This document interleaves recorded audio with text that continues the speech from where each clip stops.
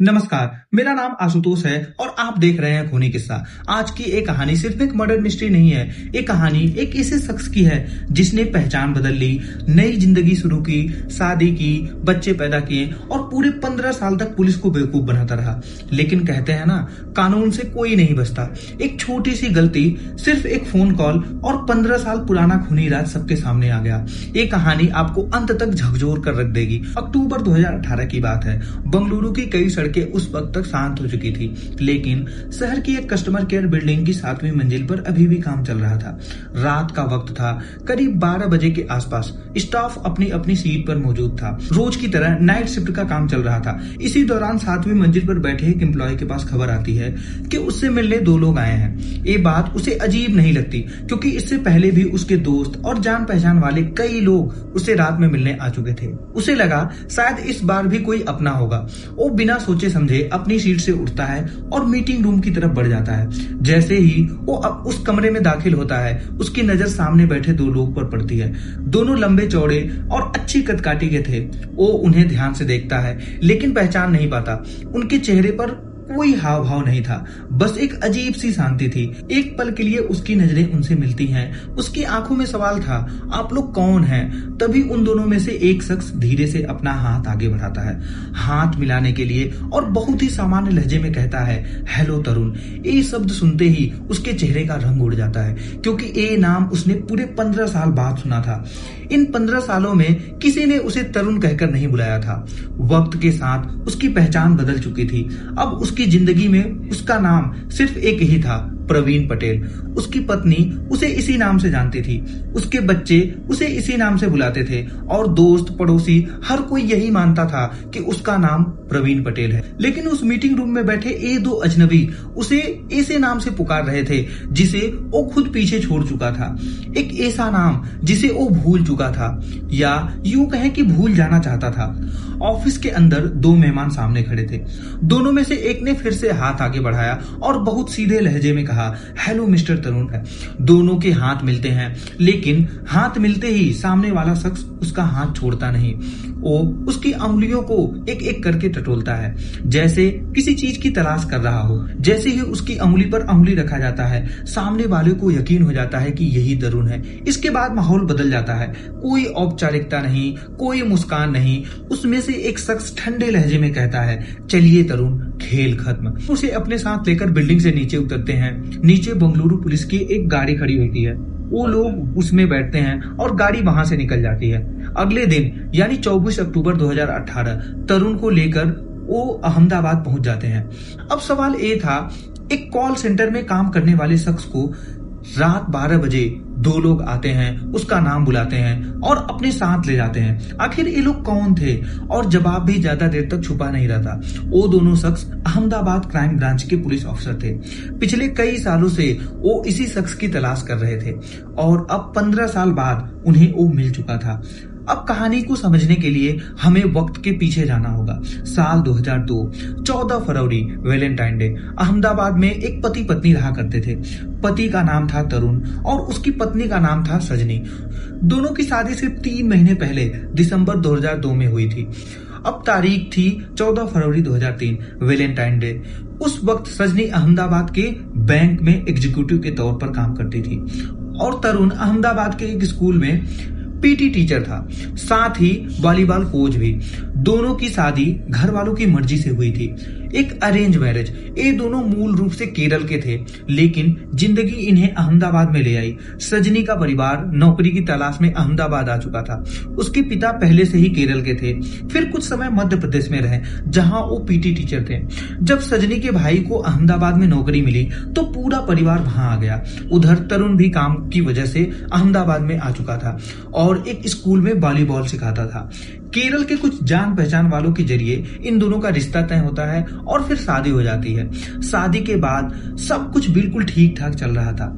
तरुण और सजनी एक अपार्टमेंट में रहते थे, लेकिन तरुण की एक आदत थी, जब भी वो बाहर जाता, खासकर वॉलीबॉल मैच या किसी ट्रेनिंग के लिए, हमेशा सजनी से कहता कि तुम घर में अकेली मत रहना, यहाँ लूटपाट, चोरी कुछ भी हो सकता है। वो उसे समझाता कि जब भी मैं यहाँ ना रहूं तो तुम अपने मायके चली जाया करो, और सजनी अक्सर ऐसा ही करती थी। अहमदाबाद में उसके माता पिता रहते थे, माता पिता और उसकी बहन।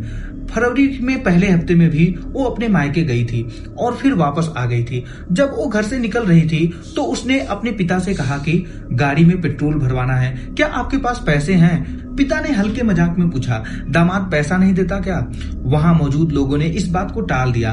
मामला यहीं खत्म हो गया। उसी के कुछ दिन बाद वैलेंटाइन डे आता है। 14 फरवरी की शाम करीब 8 बजे सजनी की अपनी बड़ी बहन से फोन पे बात होती है। बिल्कुल सामान्य बातचीत, घर परिवार हालचाल सब कुछ ठीक ठाक। करीब 10 से 15 मिनट बात होती है और फिर फोन रख दिया जाता है। इसके बाद करीब 2 घंटे बीत जाते हैं और फिर अचानक तरुण का फोन आता है। वो कॉल सीधे सजनी के घर जाती है। फोन उठता है। फोन पर बस इतना कहा गया, आप लोग तुरंत हॉस्पिटल आइए, मामला बहुत सीरियस है। सजनी की हालत बेहद नाजुक है। ये सुनते ही घर वाले बदहवास हालत में हॉस्पिटल की तरफ दौड़ पड़ते हैं। लेकिन वहां पहुंचते ही जो सच्चाई सामने आती है वो किसी के लिए सहन कर पाना आसान नहीं था। सजनी की मौत हो चुकी थी। वहीं पास में तरुण जमीन पर बैठकर बेतहासा रो रहा था। उसकी हालत ऐसी थी जैसे दुनिया उजड़ गई हो। कुछ ही देर में पुलिस भी मौके पर पहुंच जाती है। जांच शुरू होती है। सजनी का गला उसके दुपट्टे से घोटा गया था। कमरे में सामान बिखरा पड़ा था, कुछ गहने भी गायब थे। शुरुआत में सब कुछ लूटपाट जैसा लग रहा था। तरुण भी यही कहता है। वो पुलिस को बताता है कि हमेशा सजनी को मैं कहता था कि घर में अकेली मत रहा करो, यहाँ चोर लुटेरे घूमते रहते हैं, शायद किसी ने लूट के इरादे से ये सब किया हो। 3 महीने पहले ही शादी हुई थी। घर वालों के लिए ये सदमा और भी बड़ा था। हर कोई तरुण के दर्द को देखकर उसके साथ हमदर्दी जता रहा था। अगले दिन पोस्टमार्टम होता है, फिर सजनी का अंतिम संस्कार। लेकिन तरुण की हालत इतनी बिगड़ चुकी थी कि वो मुखाग्नि तक नहीं दे सका। आखिरकार उसके बड़े भाई ने ये सब जिम्मेदारी निभाई। इस पूरे दौरान में तरुण सदमे में ही चल रहा था और उसे हॉस्पिटल में एडमिट कर दिया जाता है। पुलिस अपनी जांच में जुट जाती है। आसपास के इलाके में संदिग्ध लोगों की लिस्ट बनाई जाती है। हर एंगल से मामले को देखा जा रहा था। लेकिन तभी 2 दिन बाद एक ऐसा फोन आता है जो पूरी जांच को हिला देता है। तरुण के बड़े भाई पुलिस को फोन करके बताते हैं कि तरुण हॉस्पिटल से गायब हो गया है। ये सुनकर पुलिस के पैरों तले जमीन खिसक जाती है। एक तरफ पत्नी की हत्या, दूसरी तरफ पति का अचानक गायब हो जाना। उनके बयान पहले से ही उलझे हुए थे। कभी वो कहता कि चोरों ने मार डाला, कभी कुछ और कभी कुछ, लेकिन दुपट्टे से गला घोटना ये बात किसी लूट से मेल नहीं खा रहा था। अब ये मामला सिर्फ हत्या का नहीं रहा। मीडिया में खबरें फैलने लगी, पुलिस पर सवाल उठने लगे। सजनी के घर वालों ने खुलकर पुलिस पर लापरवाही का आरोप लगाया। दबाव बढ़ता चला गया। पुलिस ने तरुण के भाई को पूछताछ के लिए उठाया। कुछ दिन तक उसे हिरासत में रखा, लेकिन ठोस सबूत न मिलने पर उसे छोड़ना पड़ा। दिन बीतते गए, हफ्ते बीते और फिर महीने। तरुण का कोई सुराग नहीं मिला। सजनी की माँ, बाप और बहन के लिए ये इंतजार नरक जैसा था। आखिरकार 3 साल बीत गए। उस वक्त गुजरात के मुख्यमंत्री नरेंद्र मोदी थे। सजनी के परिवार ने खुद जाकर उनसे मुलाकात की और इंसाफ के लिए गुहार लगाई। इसके बाद केस को दोबारा गंभीरता से लिया गया। एक स्पेशल टीम बनाई गई। तरुण के बारे में जानकारी देने वालों के लिए 1 लाख का इनाम रखा गया। पोस्टमार्टम रिपोर्ट साफ थी, मौत गला घोटने से हुआ था। पड़ोसियों से पूछताछ में पता चला कि उस रात एक अजनबी घर में आता जाता नजर आया। और फिर एक और बात सामने आई। शादी के बाद से ही तरुण सजनी को तंग करता था। जांच में ये भी पता चला कि शादी से पहले तरुण की एक और लड़की से अफेयर था। वो उसी से शादी करना चाहता था। पुलिस उस लड़की तक पहुंचती है, लेकिन लड़की पुलिस को बताती है कि 16 फरवरी यानी सजनी की मौत के 2 दिन बाद तरुण ने उसे फोन किया था। उसने उससे कहा था कि चलो हम दोनों शादी कर लेते हैं। लेकिन लड़की को तब सजनी के मौत के बारे में पता चल गया था। उसने साफ मना कर दिया और तरुण के साथ किसी तरह के रिश्ते से इनकार कर दिया। लड़की का बयान सच साबित होता है। पुलिस उस वक्त उसे क्लीन चिट दे देती है। कहानी का एक हिस्सा साफ हो चुका था। ये मान लिया गया था कि तरुण अपनी गर्लफ्रेंड से शादी करने के लिए अपनी पत्नी सजनी की हत्या कर दी थी। लेकिन यहीं पर एक और सवाल सबको परेशान कर रहा था। अगर तरुण को अपनी गर्लफ्रेंड से ही शादी करनी थी तो वो अरेंज मैरिज से पहले भी मना कर सकता था। वो सीधे उस लड़की से शादी कर सकता था। फिर ऐसा उसने क्यों किया? सिर्फ 3 महीने बाद ही उसने अपनी पत्नी की जान क्यों ले ली। और सबसे बड़ी बात, जिस लड़की से उसने शादी करने के लिए ये सब किया, वो भी उससे शादी करने के लिए तैयार नहीं हुई। गर्लफ्रेंड ने साफ कह दिया था कि मैं एक ऐसे इंसान से शादी नहीं करूंगी जिसने अपनी पत्नी की हत्या की हो। यानी मोटिव साफ था, लेकिन प्लान पूरी तरह फेल हो चुका था। इसके बाद वक्त बीतता गया, तरुण का कोई सुराग नहीं मिला। पुलिस लगातार उसकी तलाश करती रही। उसके पूरे परिवार को सर्विलांस पे रखा गया। घर के बाहर सादी वर्दी में पुलिस तैनात कर दी गई। पुलिस को उम्मीद थी कि तरुण कभी न कभी अपने घर वालों से संपर्क करेगा, लेकिन ऐसा नहीं हुआ। इस दौरान तरुण का परिवार लगातार जगह बदलता रहा। पहले मध्य प्रदेश, फिर बंगलुरु, और फिर एक और झटका लगा। 2012 में तरुण के पिता की मौत हो गई। बाद में पुलिस को पता चला कि 2009 में हत्या के करीब 6 साल बाद तरुण चोरी छिपे केरल में अपने माता पिता से मिलने आया था। अपने बेटे को देखकर माँ बाप की हालत खराब हो गई थी। उन्हें डर था कि अगर किसी ने उसे देख लिया तो मुसीबत बढ़ जाएगी। वो उसकी आखिरी मुलाकात थी। कहा जाता है कि उसी मुलाकात के कुछ समय बाद तरुण के पिता को हार्ट अटैक आया और उसकी मौत हो गई।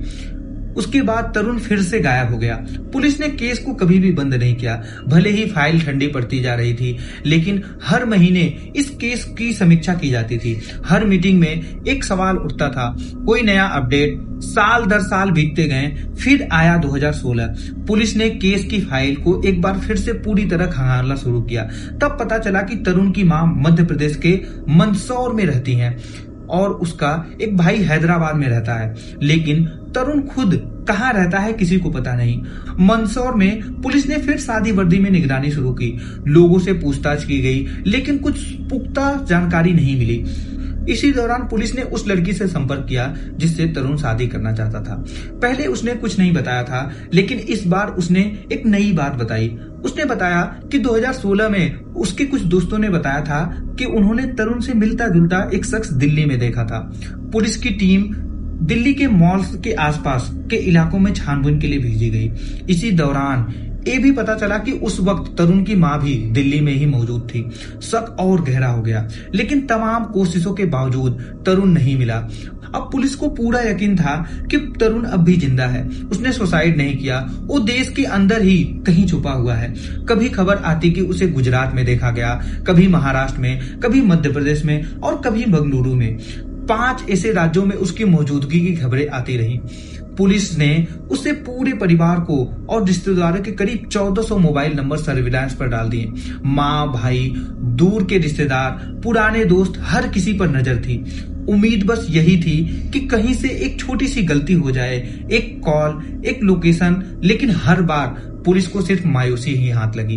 पुलिस कई लोगों से पूछताछ कर रही थी, लेकिन जितने नाम सामने आ रहे थे सब गलत साबित हो रहे थे। तरुण किसी भी ऐसे नंबर से बात ही नहीं कर रहा था जो पुलिस की निगरानी में हो। पुलिस अंधेरे में तीर चला रही थी, लेकिन हर बार निशाना चूक रहा था। वक्त बीतता गया, 15 साल गुजर गए थे। अब साल था 2018। पुलिस को खुद भी लगने लगा था कि शायद केस कभी सुलझने वाला नहीं है। लेकिन तभी एक छोटी सी हलचल हुई। पुलिस को पता चला कि तरुण की मां रिटायर्ड नर्स है। उसका एक भाई अहमदाबाद में रहता है। पुलिस ने उस भाई को पूरी तरह सर्विलांस में ले लिया। तमाम अलर्ट लगाए गए, नंबर ट्रैक किए गए। पुलिस को यकीन था कि पूरे परिवार में अगर कोई शख्स है जिससे तरुण सबसे ज्यादा जुड़ा हुआ है तो वो है उसकी मां। पुलिस को लगने लगा था कि देर सवेर तरुण अपनी मां से संपर्क जरूर करेगा। मां के सारे मोबाइल नंबर ट्रेस किए गए, हर कॉल सुनी जाने लगी, लेकिन फिर भी कोई फायदा नहीं हुआ। और फिर अचानक एक दिन तरुण की मां के मोबाइल पर एक लैंडलाइन नंबर से कॉल आया। पुलिस चौकन्नी हो गई। जब उस नंबर की जांच की गई तो पता चला कि ये कॉल बेंगलुरु के से की गई है। इतना ही नहीं, ये नंबर एक कस्टमर केयर सेंटर का था। अब अहमदाबाद क्राइम ब्रांच हैरान थी, तरुण की मां का कस्टमर केयर से क्या काम। पुलिस ने उस नंबर को और गहराई से खंगाला। जांच में सामने आया कि कॉल ओरेकल कस्टमर केयर से की गई थी। 22 अक्टूबर 2018 अहमदाबाद क्राइम ब्रांच की टीम बेंगलुरु के लिए रवाना हो जाती है। बेंगलुरु पुलिस के जरिए कस्टमर केयर ऑफिस के HR डिपार्टमेंट से सभी कर्मचारियों की लिस्ट मंगवाई गई। जानबूझकर किसी खास नाम की मांग नहीं की जाती है ताकि किसी को शक ना हो। लिस्ट आती है, तरुण नाम का कोई कर्मचारी नहीं था, लेकिन तभी एक नाम पर अहमदाबाद पुलिस के कान खड़े हो जाते हैं। प्रवीण पटेल। नाम कुछ जाना पहचाना सा था। जांच आगे बढ़ती है। पता चलता है कि प्रवीण पटेल की मां उसी महिला से फोन पर बात करती है जिसे पुलिस तरुण की मां के तौर पर जानती थी। इतना ही नहीं, प्रवीण पटेल की पत्नी निशा का भी नंबर तरुण की मां के फोन में सेव था। अब शक यकीन में बदलने लगा। पुलिस ने प्रवीण पटेल और उसकी पत्नी की पूरी कुंडली खंगाली। सोशल मीडिया देखा गया। हैरानी की बात ये थी कि आज के दौर में भी उस पर कोई तस्वीर मौजूद नहीं थी। पता चला कि प्रवीण पटेल के 2 बच्चे हैं। सब कुछ सामान्य दिख रहा था, लेकिन कनेक्शन गलत नहीं हो सकता। अब सवाल ये था, कैसे साबित किया जाए कि प्रवीण पटेल ही तरुण है। और यहीं पर अहमदाबाद पुलिस को 15 साल पुरानी एक और बात याद आती है। एक वॉलीबॉल मैच के दौरान तरुण की उंगली टूट गई थी। उसकी उंगली बाकी उंगलियों से थोड़ी अलग दिखती थी। पुलिस को पूरा यकीन था अगर हाथ मिलाया जाए तो उंगलियां पहचानी जा सकती हैं। प्लान तैयार किया गया। बंगलुरु पुलिस के साथ मिलकर टीम कस्टमर केयर ऑफिस पहुंचती है, 7वीं मंजिल पर, जहां प्रवीण पटेल काम करता था। एक बहाना बनाया जाता है। कहा जाता है कि मेहमान मिलने आए हैं। जैसे ही वो सामने आता है, एक पुलिस अफसर हाथ आगे बढ़ाता है। हेलो तरुण। ये सुनते ही उसके चेहरे के रंग उड़ जाते हैं। फिर हाथ मिलाया जाता है, उंगलियां टटोली जाती हैं। अब कोई शक नहीं बचता, ये शख्स प्रवीण पटेल नहीं बल्कि तरुण था। यहीं पर कहा जाता है खेल खत्म। बाद में पता चलता है कि जिस दिन लैंडलाइन से कॉल किया गया था उस दिन तरुण का मोबाइल काम नहीं कर रहा था। मां से बात करना जरूरी था और एक छोटी सी लापरवाही में उसने ऑफिस के लैंडलाइन से मां को कॉल कर दिया। यही कॉल उसकी 15 साल की फरारी को खत्म कर गई। अगर वो कॉल नहीं करता तो शायद आज भी वो प्रवीण पटेल बनकर जी रहा होता। गिरफ्तारी के बाद तरुण ने सब कुछ कबूल कर लिया। उसने बताया कि सजनी की हत्या के बाद वो दिल्ली भाग गया था। कुछ समय कॉल सेंटर में काम किया, फिर पुणे पहुंचा। वहां निशा नाम की एक लड़की से मिला। उसने कहा, मैं अनाथ हूँ, मेरा कोई नहीं है। धीरे धीरे दोस्ती हुई, फिर शादी। बंगलुरु पहुंचे, नया नाम, नई जिंदगी, 2 बच्चे। निशा को आज तक पता नहीं था कि उसका पति एक हत्यारा है। और तरुण ने यह भी बताया कि उसने अपने दोस्त प्रवीण पटेल की पहचान चुराई थी। आधार कार्ड, ड्राइविंग लाइसेंस, पासपोर्ट सब में अपनी फोटो लगा दी थी और 15 साल तक पुलिस को चकमा देता रहा। लेकिन कहते हैं ना, एक छोटी सी गलती पूरे जिंदगी का राज खोल देती है। एक फोन कॉल और 15 साल बाद तरुण पकड़ा गया। तो दोस्तों, ये थी आज की कहानी। अगर आपको ऐसी सच्ची, रहस्यमयी और रोंगटे खड़े कर देने वाली कहानियां पसंद हैं तो चैनल को सब्सक्राइब करना मत भूलना। वीडियो को लाइक और शेयर जरूर कीजिए। मैं हूं आशुतोष और आप देख रहे हैं खूनी किस्सा, जहां हर कहानी के पीछे एक ऐसा सच छुपा होता है जो आपको चैन से सोने नहीं देता। मिलते हैं अगली कहानी में एक और नए रहस्य के साथ। तब तक के लिए आपका बहुत बहुत धन्यवाद।